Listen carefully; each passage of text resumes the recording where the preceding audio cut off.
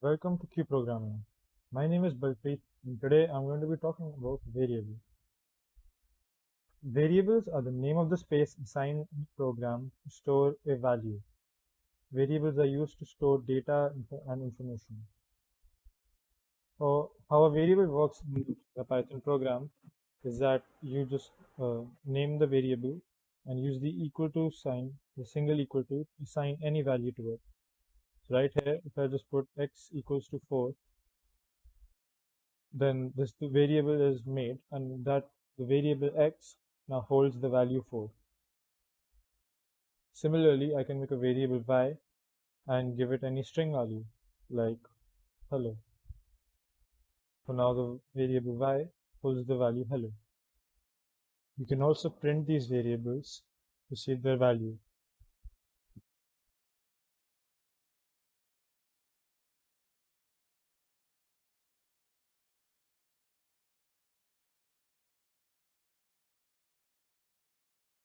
From the program to see.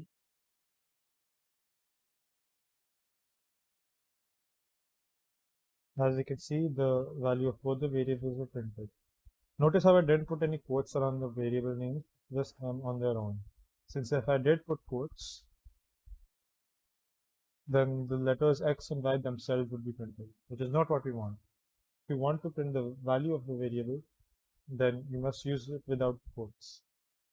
If you do, however, try to print a variable name which does not exist, z, then we will get an error. Z is not defined. Yep.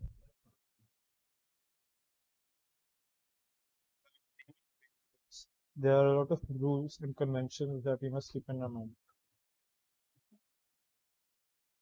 So the rules of naming variables are that it cannot start. So one of the first rule of naming variables is that it cannot start with a variable. So let's see this. Variable start with a variable. The first rule of naming a variable is that it cannot start with a number. So for example, this is correct and acceptable, but this is not correct.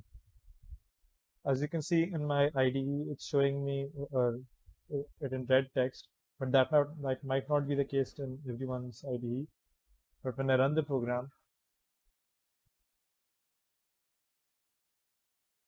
it says syntax error. This will be there when everyone runs the program.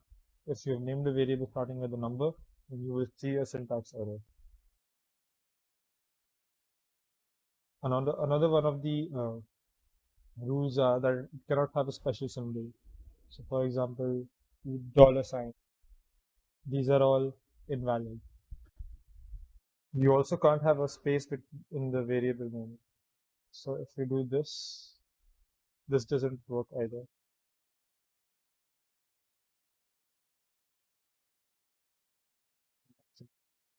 If we do, another thing to note is that variable names are case sensitive. If I do small x and big big X, these two are different variables and will be treated differently.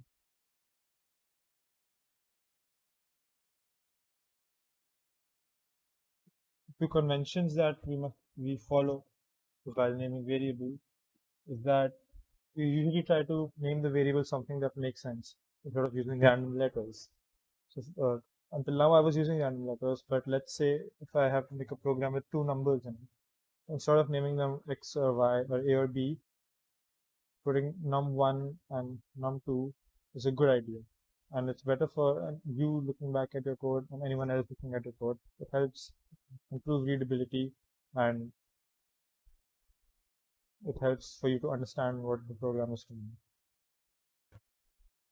If you want to have two words or multiple words in the name of a variable, but as you just saw, you can't have a space, you can use an underscore. The underscore is the only special symbol that you can use in name variables. So if I was to do my name, then I can do that. Another thing you can do is use camel case. When the first letter of the first word in the variable is small, but the second letter is capital. So it will be something like this. Remember that variables are case sensitive, so these two are different variables and will be treated differently. You also can't use keywords to name your variables, which is covered in the first video of the Python course, the syntax video. Please go check it out to see all the list of keywords that you can't use while naming variables. As you may have also seen in one of our previous videos, the data types video, every data is classified into categories in Python. And even while making variables, that is there. If I was to make x equals to 4, this is an int type variable. Like go ahead, type print the type of x, and we can see that x here is the int type variable. And with this, Python does not require you to declare the data type of the variable when you make it. Instead, it is dynamic, and the data type of the variable will change according to whatever data you put into it. If I just put else here, and then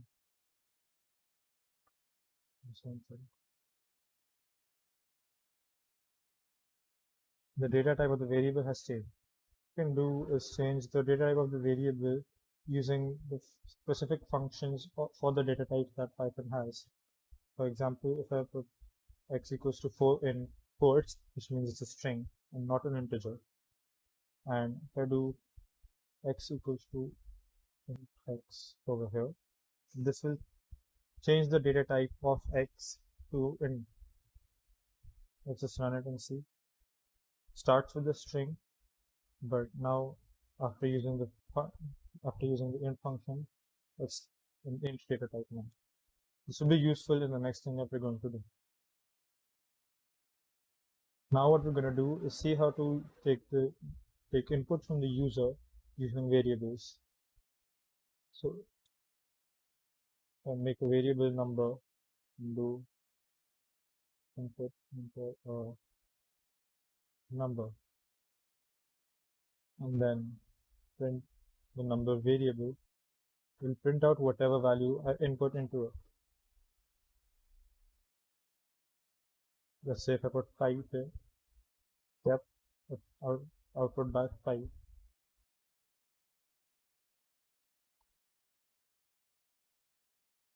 To note here is that you must know that whenever something is input, then it's always a string. So right now, if I were to print the type of whatever number that we enter,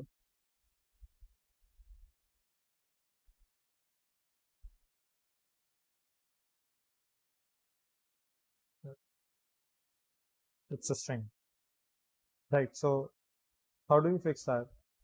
What if I need a number? I need an int value. So to fix that, what you can do is just put the int function that I just discussed a while back. You can put that over here. Now when I enter the number, I get the int. Plus this helps if someone doesn't enter the number when you've asked them to enter a number. If I put a string here, it will give me an error, which is not like what you want to happen, but still it at least doesn't go on with the program. Since these variables have a value, we can use operators with them. If I make two number variables, I can do a third variable equals to x plus y, and if I print that in the third variable to get the sum of the first two variables. I can also do the addition directly in this statement only.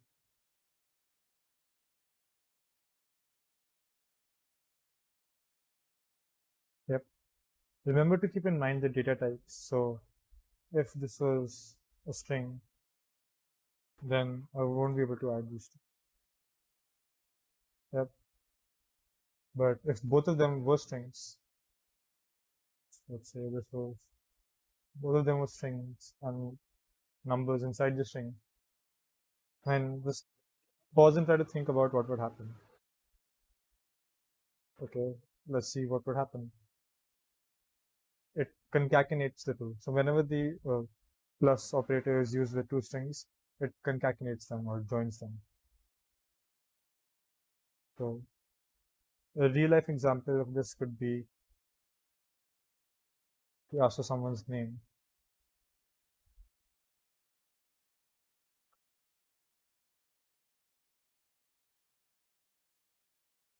Here I'm using the \n, which I talked about in the syntax video.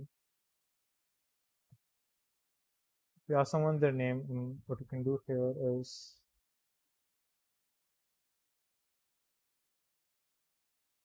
you can concatenate the string with hello and see what the output would be.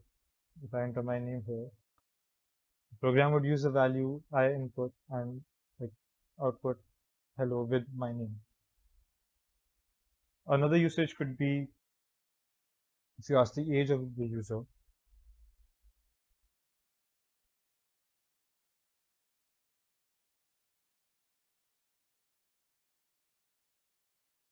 Remember to put the int around this because we want it to be a number since we're going to be using numeric operators. You can then use the age to tell them something really obvious.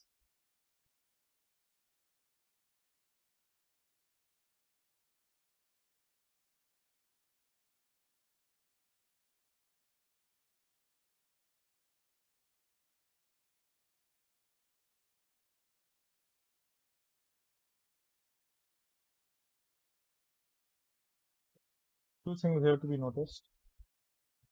First one is that I have used commas instead of the plus operator since you cannot use the plus operator with strings and in values.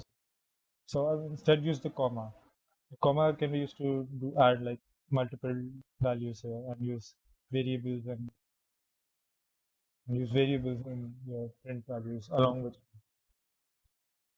Now if I do this, if I enter my age, it gives me the answer to that. I will turn 18 in 83. So this is a very simple program that you can use, but very, and this shows the usage of everything we've learned in this video. Thank, thank you for watching. Don't forget to leave a like and leave a comment if you have something interesting to say. And don't forget to subscribe for more tech related and programming videos in the future. Thank you.